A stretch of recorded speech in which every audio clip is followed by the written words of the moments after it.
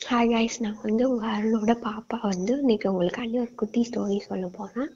ஒரு 3 வருஷத்துக்கு முன்னாடி நடந்த ஒரு ஸ்டோரி. அதுவும் ஒரு அண்ணன் தங்கச்சி பாண்ட் வந்து ஸ்டார்ட் ஆன ஒரு டே. எப்போன்னா கரெக்டாக அக்டோபர் 31/10/2022 பேசின ஒரு டேட். அன்னைக்கு தான் ஃபஸ்ட்டுன்னு அவள் வந்து என்ன பண்ணுறான்னா, ஒரு வீடியோ பார்த்துட்டு இருக்கும்போது ஒரு வீடியோ வருது. அது அண்ணன் தங்கச்சி வீடியோ. அவங்க அண்ணன் வந்து தங்கச்சிக்காண்டி நைட் 12 மணிக்கு எந்திச்சு கேக் வெட்டுவாங்க. அவளுக்கு அதை பார்த்துட்டு ஒரு மாதிரி எமோஷ்னல் ஆகிடுது. நம்மளுக்கு யாரும் அந்த மாதிரி பண்ணல அப்படின்னு சொல்லிட்டு அவள் யாருக்குமே எதுவுமே ரிப்ளே பண்ண மாட்டான்.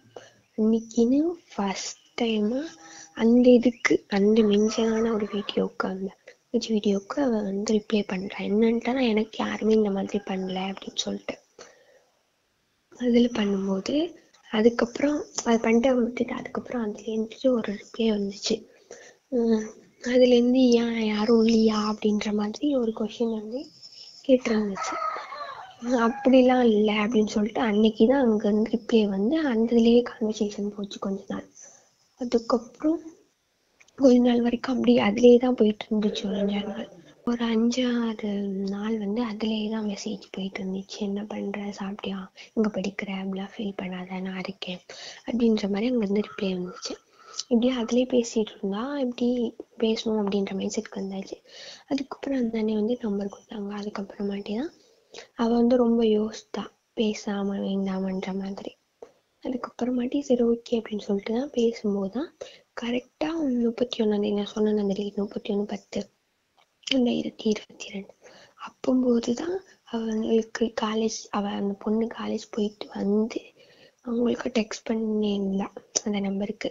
பண்ணியிருந்தப்போ அவங்க பண்ணிட்டு நான் அந்த பொண்ணு வச்சுட்டா. அதுக்கப்புறம் பார்த்தா அவங்க வந்து கால் பண்ணாங்க. கால் பண்ணப்போ தான் ஃபர்ஸ்ட் டைம் அந்த குரல் நான் கேட்குறேன்.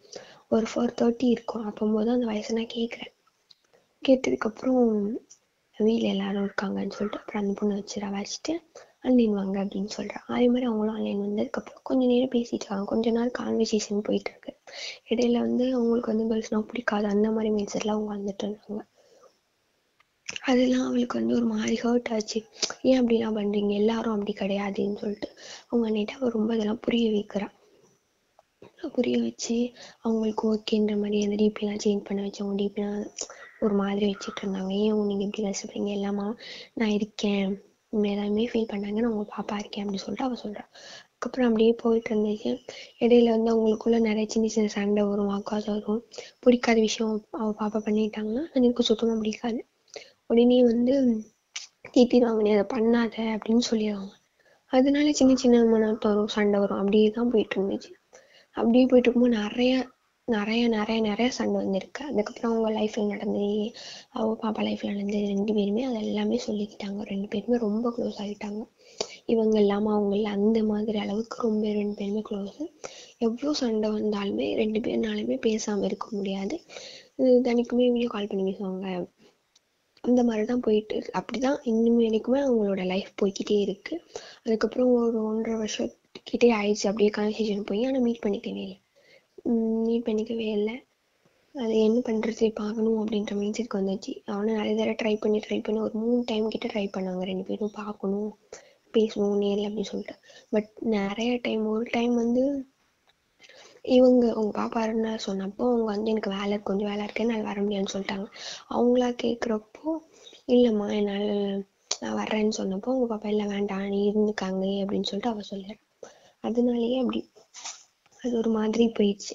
நெக்ஸ்ட் டைம் இன்னொரு தடவை அவள் வந்து அந்த பாப்பா வந்து அவள் ஃப்ரெண்டோட கல்யாணத்துக்கு போகும்போது வந்தாங்க. பட் அவள் பாப்பாவுக்கு அன்னைக்கு வந்து ரொம்ப உடம்பு சரியில்லை.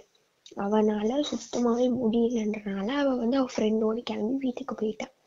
வீட்டுக்கு அந்த பஸ் ஏறி அவங்க பஸ்ஸு வெளில வருது, இவங்க பஸ் அப்போ தான் உள்ளே போகுது. அதனால வந்து இது பண்ணிக்க முடியல. இன்னும் கொஞ்சம் ஸ்டோரியை நாளைக்கு சொல்கிறேன்.